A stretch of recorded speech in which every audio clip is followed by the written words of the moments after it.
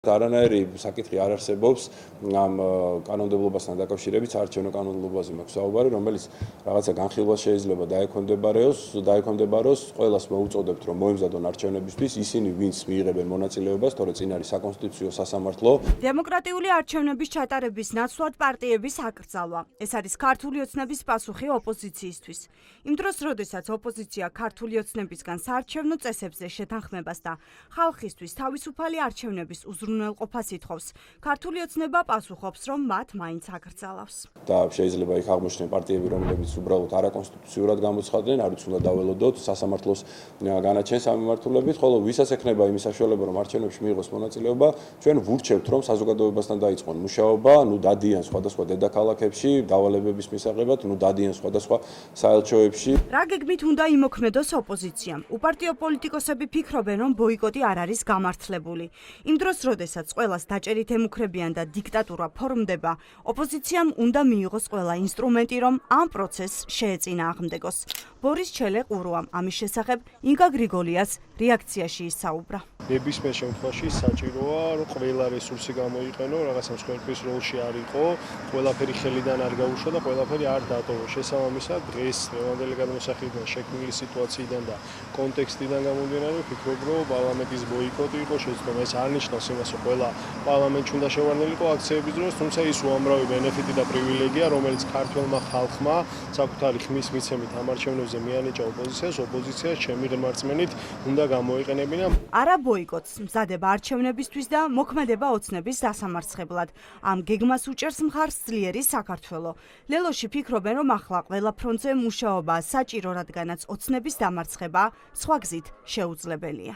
რამდენ არჩევნებშიც არ მიიღებს ოპოზიცია მონაწილეობას, იმდენ ფლანგს დაუთმობს მტერს ბრძოლაში. ჩვენს კოალიციაში ძლიერი საქართველო ლელო მიგვაჩნია, რომ ქართული ოცნების რეჟიმის დამარცხება არჩევნების გზით არის შესაძლებელი და ასეც მოხდება. ჩვენ პარალელურად ვიბრძვით ახალი სამართლიანი არჩევნების მოსაპოვებლად, თუმცა ვფიქრობთ, რომ ბრძოლის ნებისმიერი ველი უნდა გამოვიყენოთ და ამიტომაც მივიღეთ გასული წლის ადგილობრივი თვითმმართველობის არჩევნებში მონაწილეობა. მომავალ არჩევნებში მონაწილეობას გეგმავს კოალიცია ცვლილებებისთვისაც, თუმცა კონკრეტული პირობებით. 6 პუნქტიანი გეგმა, რა უნდა შეიცვალოს საარჩევნო კანონმდებლობაში, პარტიამ ხალხს უკვე წარუდგინა. მათ შორის საუბარია ემიგრანტებისთვის ხმის მიცემის უფლების დაბრუნებაზე და პატიმრების გათავისუფლებაზე.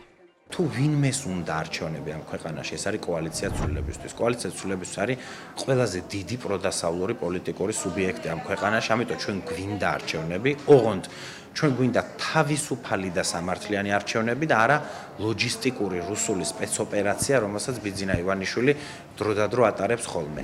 აკრძალვა არ ემუქრება ივანიშვილის ყოფილი ადვოკატის პარტიას, რომელიც ცვლილებების ერთადერთ გზად ასევე არჩევნებს მიიჩნევს. ახლა დაფუძნებულ პარტიაში ფიქრობენ, რომ თუ ოპოზიცია საკუთარი ელექტორატის კონსოლიდაციას და საზოგადოების დიდი ნაწილის ერთ პოლუსზე გაერთიანებას მოახერხებს, ივანიშვილი იძულებული იქნება დათმობებზე წავიდეს და სამართლიანი არჩევნები ჩაატაროს. ჩვენი ჯერ საქართველოს ამოცანა ვიბრძოლოთ ისეთი საარჩევნო გარემოსთვის, რომელშიც შესვლას აზრი ექნება და შექმნის ისეთ მოცემულობა, სადაც რეალურად შესაძლებელი იქნება ცვლილებები. სწორედ ამის გათვალისწინებით ჩვენი ამოცანა პირველ რიგში შევამციროთ პოლარიზაცია და გავზარდოთ იმ ადამიანების რაოდენობა, ვისაც სურს ქვეყანაში რეალური ცვლილებები. მომავალი არჩევნების კონსტიტუციით განსაზღვრული თარიღი 2028 წელია, თუმცა გამორიცხული არ არის ვადამდელი არჩევნების ჩაინიშნოს. ამიტომაც საინტერესოა, ვინ როგორ იქნება მომზადებული ამ მომავალი არჩევნებისთვის.